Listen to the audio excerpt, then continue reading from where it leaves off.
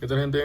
Les voy a dar un consejo para la gente que hace trading y si lleva poco tiempo, son principiantes. Por ese tipo de errores, ayer hice esta operación y desgraciadamente la perdí, y afortunadamente también la perdí. ¿Por qué? Porque aprendí de este error. Por eso le puse pérdida y backtesting bien realizado.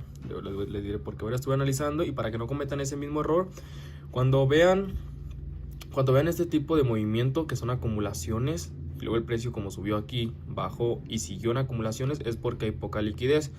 Que poca liquidez es cuando el precio está sube y baja en una sola formación, como por ejemplo es como el igual que está aquí, pero lo vamos a dibujar así, que es así, así, así, y no sube. Son puras acumulaciones que hace. Ahí se me fue el lápiz. Hace puras acumulaciones. Aquí en estas dos velas rojas que tenemos aquí, que fue donde me sacó, es porque ya hubo liquidez. Ya hubo liquidez de precio, el precio bajó y me sacó el stop loss. Pongan mucha atención en esto, les diré por qué, para los que son principiantes, ¿ok? Yo puse esta línea de tendencia y esta línea de tendencia abajo, creando aquí un punto de soporte y acá un punto de resistencia, pero cosa que no me di cuenta también fue que aquí sí es punto de resistencia y aquí lo podemos catalogar como probablemente punto de resistencia, pero el precio aquí no alcanzó a llegar, simplemente fueron las puras mechas y ni así alcanzó a tocar la línea de tendencia, así que por lo tanto no es un punto de resistencia. Acá abajo sí. ¿Y qué es lo que pasa regularmente cuando el precio toca muchas veces una sola línea de tendencia como soporte o resistencia? El precio regularmente suele rebotar hacia el lado contrario. Entonces tenemos la línea de tendencia, tenemos un punto de soporte, soporte, soporte, nuevamente soporte, soporte, y aquí ya no cuenta porque ya me sacó, pero cuando regularmente hace un punto de soporte, mayormente siempre hace una elevación alcista que se va hacia arriba. Entonces yo aquí en este punto lo vi como una zona de espacio para que fuera a rellenarlo, pero no lo hizo, ni modo, no hay problema. Ok, yo me equivoqué, además en temporalidad de 15 minutos no me lo hacía ver así, nomás en temporalidades de 5 minutos y 3 minutos. Fue error también que cometí. Se le llama zona imbalance cuando deja dos espacios así, pero bueno, eso ya lo hablaremos en otro video.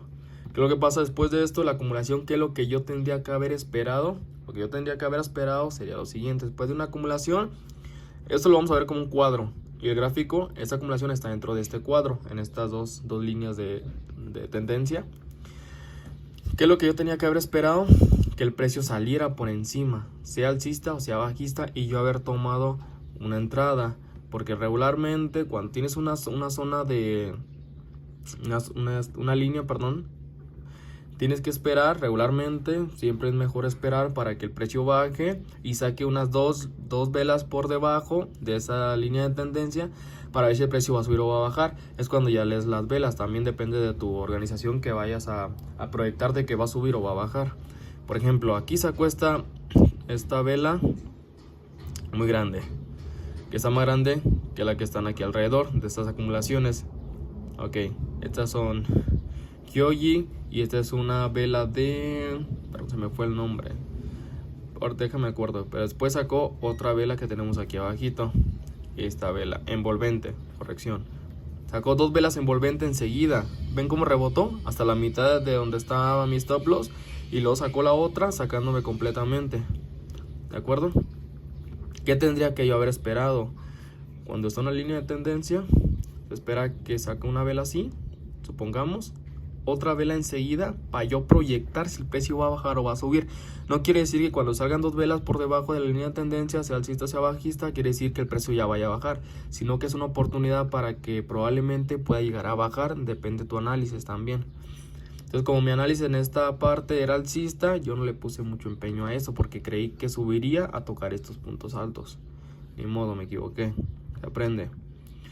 Igual, si mi análisis hubiera sido bajista, después de estas dos velas envolventes grandes, no hubiera estado adecuadamente haber entrado. ¿Por qué? Porque si yo entro aquí en ese punto que ven aquí, si yo entro en este punto, mi stop loss hubiera llegado por aquí, por aquí como a 10 pips más o menos, o un poquito más arriba, a lo que me llega a los 10 pips, y mi entrada hubiera sido más abajo.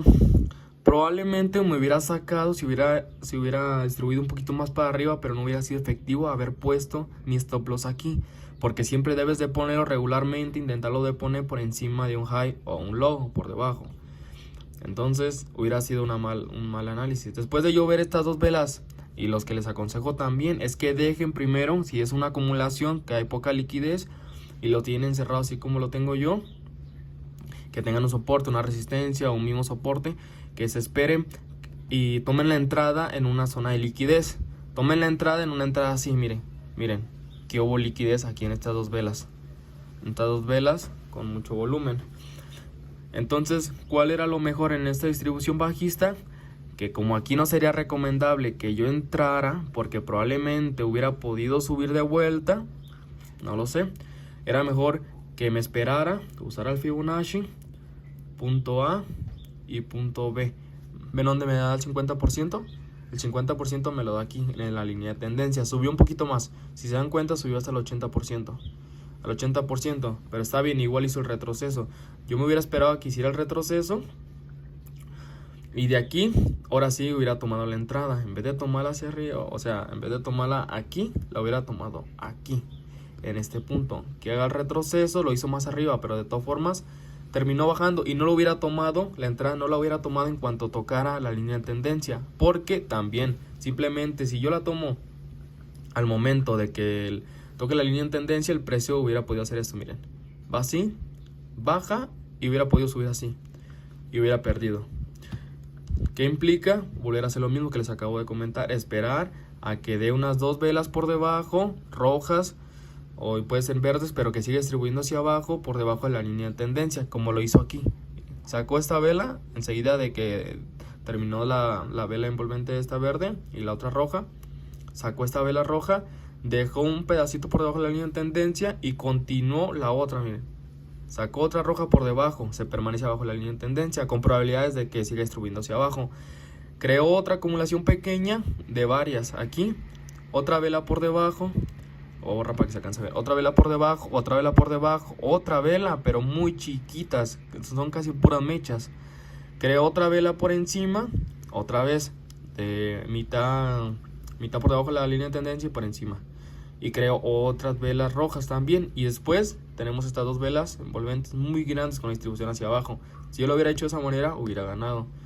Pero también que no implica que por esto no vaya a el precio subir. Pero si tu análisis es bajar, ten en cuenta muchos de estos puntos importantes, que te va a hacer que pierdas menos dinero.